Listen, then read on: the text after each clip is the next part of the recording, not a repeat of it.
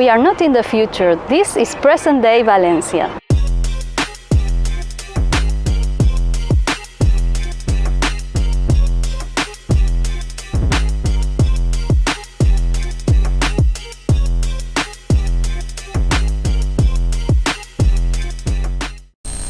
Hello everyone, this is Wandering Tati. Welcome to the City of Arts and Sciences, a futuristic architectural masterpiece right here in the heart of Valencia.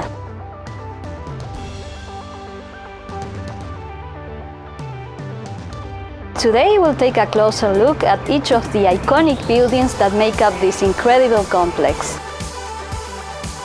Well, I don't have a drone yet, so I'll bring you the next best thing I could do.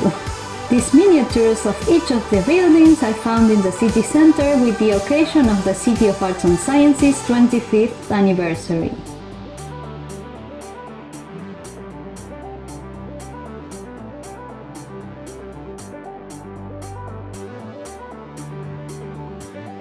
Santiago Calatrava was the primary architect behind most of its iconic structures, such as the Hemispherique, the Science Museum, or the Agora. He was also in charge of designing its two fantastic bridges, Puente de la Sur del Or, this impressive asymmetrical cable-stayed bridge, and Puente de Monte Olivete, which is next to the Palau de les Arts as well as the Hemispherique and Museum of Sciences Príncipe Felipe.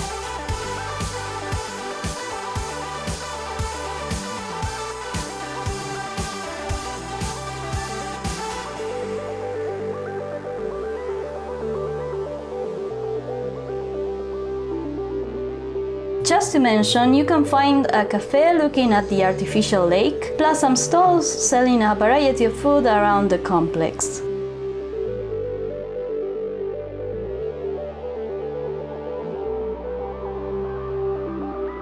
You can actually rent these boats if you like, but I would say they are quite overpriced if you ask me.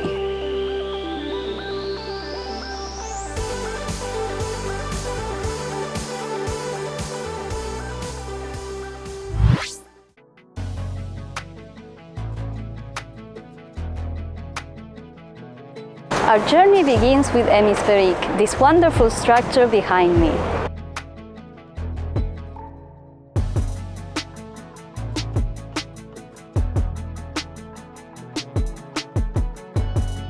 It houses a planetarium, an IMAX cinema, and a laser show theater. Here you can watch movies of a variety of educational topics related to nature, space, and science. It was designed by Santiago Calatrava and opened its doors in 1998. Tickets are €6.70 per person, but you can include it in packs with other attractions to save some money. This is what I did when I visited Oceanographic, in fact.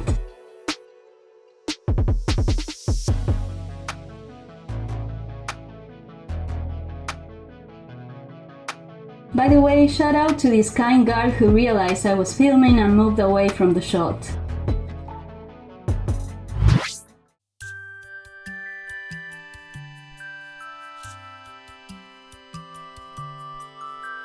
Next up is the Príncipe Felipe Science Museum.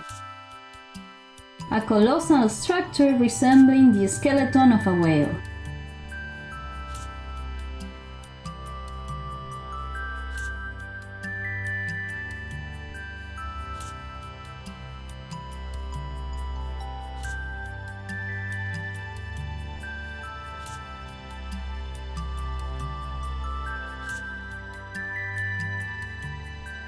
This is also where the Exposición del Ninot is held during Fachas. When I visited, there was an exhibition about the science of Pixar, which will be available included in the price of the regular ticket until March 10. There you'll encounter some of your favorite characters and learn about how animation movies are made. For instance, this single frame of Coco took 89 hours to render.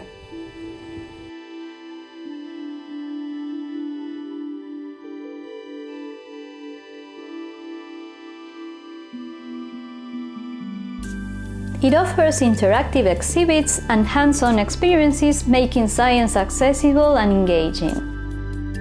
Some of you may say that the activities are actually aimed at children, but I beg to differ.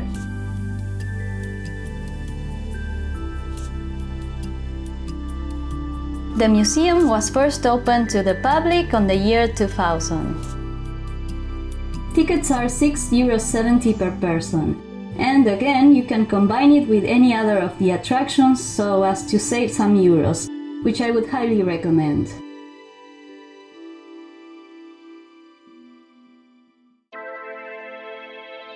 There was another quite interesting sector dedicated to Mars. There you can learn some fun facts, such as the fact that the average temperature on Earth is 14 degrees Celsius, whereas on Mars it is -63. Or that the Earth is almost double the size of Mars, but Mars has the highest mountain of the solar system, which is Mount Olympus. And did you know that Mars has 2 moons, which for some reason are called Phobos and Deimos, which translates to terror and fear respectively? There is also Mars in movies and pop culture. Let me know in the comments if you recognized any of those.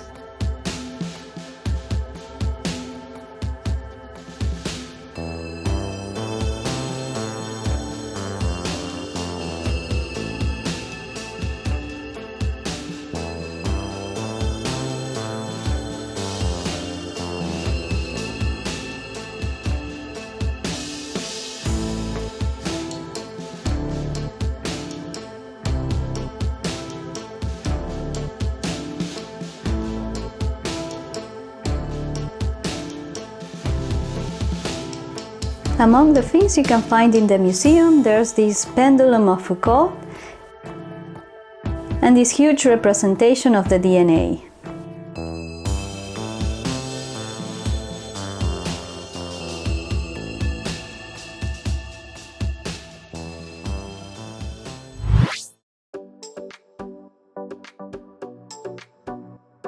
Moving on to the Palau de les Arts Reina Sofia, a grand opera house and performing arts center inaugurated on 2005. Its striking design and acoustics make it a world-class venue for concerts, opera and theater performances.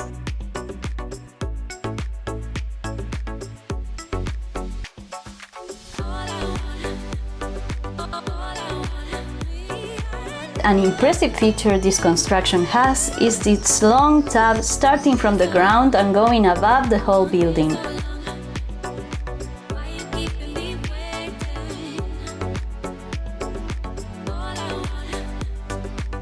You could visit the building if you attend one of its many wonderful performances, but there is also a guided tour option of the building for €12. Although every once in a while the building is open to the public for free.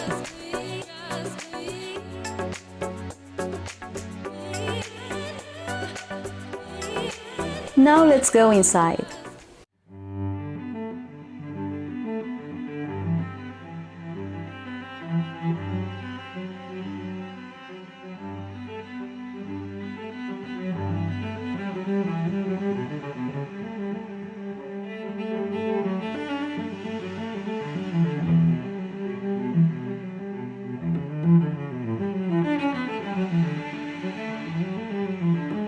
Here we can see some images of the inside of the building, like this amazing auditorium.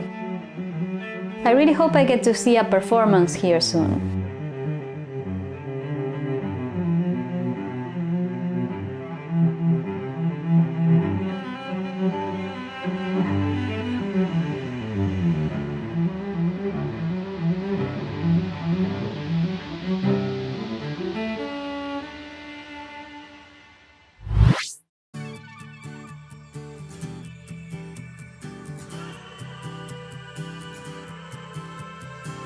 Next is this stunning blue building right here, the Agora, which was recently renovated and reopened. And yes, in case you're wondering, it was impossible to keep my hair presentable with that kind of wind, so I just gave up.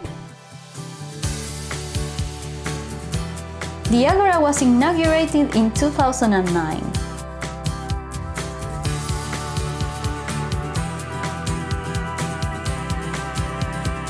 It is a versatile event space used for exhibitions, conferences, and various events.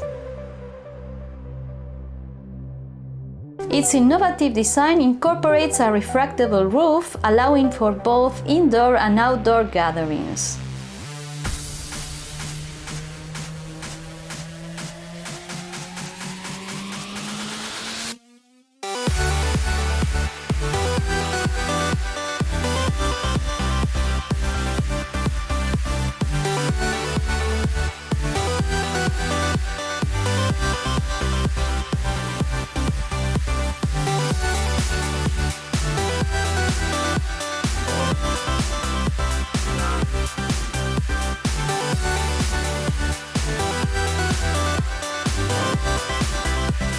It has an office space over there and a restaurant that looks like a hobbit's house.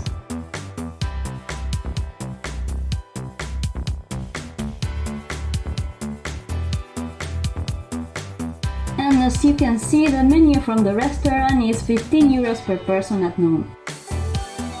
By the way, anyone can access for free this part that I'm showing you right now. There is also an exhibition hall on the ground floor, but in order to enter you would have to pay the ticket. I feel like I should clarify, just in case, that we are not inside Eremjäger.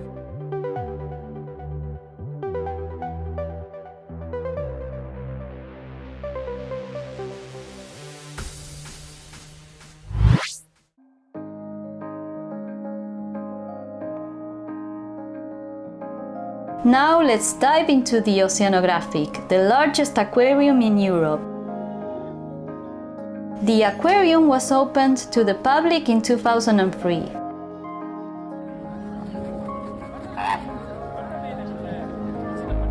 Tickets are on the expensive side. They are around 30 euros. This remarkable structure is home to a vast array of marine species, including dolphins, sharks, penguins, and no other than my adorable BFFs, the belugas.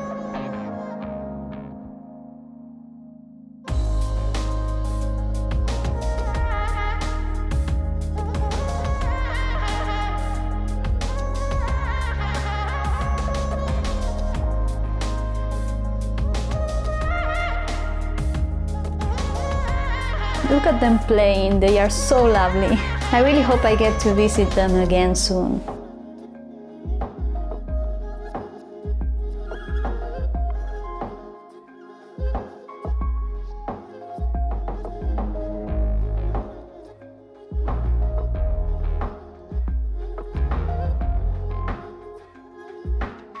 You can actually see my first visit to the Oceanographic in my very first video of the channel. All of this is footage from my second visit. I cannot believe I've missed the sharks last time I was here, but here you have some incredible footage of them.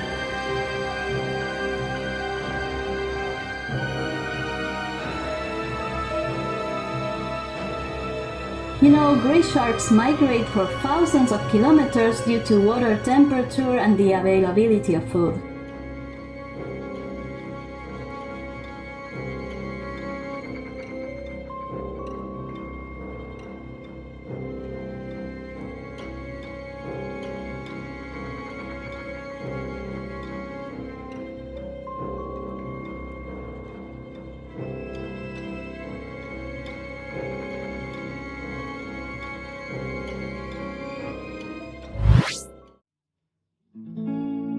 Last but not least, we have Umbracle, which is a unique structure that serves as an entrance and promenade area, providing visitors with a beautiful garden filled with vegetation and sculptures.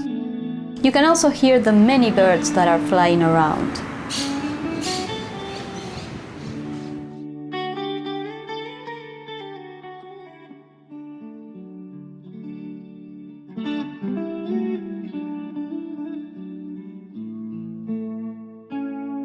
It was opened to the public in 1998 and its design possesses a series of arches and walkways, creating a peaceful atmosphere.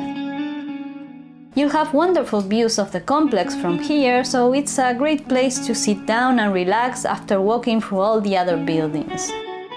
I would highly recommend for you to bring a book here.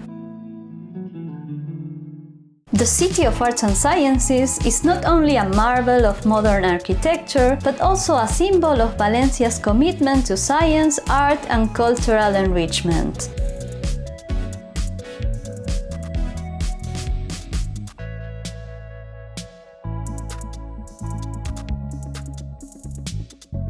Whether you're enthusiastic about science, art, architecture, or innovation, this place has something to offer for everyone. What I was thinking about while making this video is, well, design and architecture. More specifically, how these buildings, though functional, have extra elements that make them incredible. And how, more broadly, that is the same with many great things in life. They are not the most efficient, perhaps, but they are beautiful, and why not? Not everything has to have a specific necessary purpose. Perhaps the purpose is to be amazing. And isn't that great?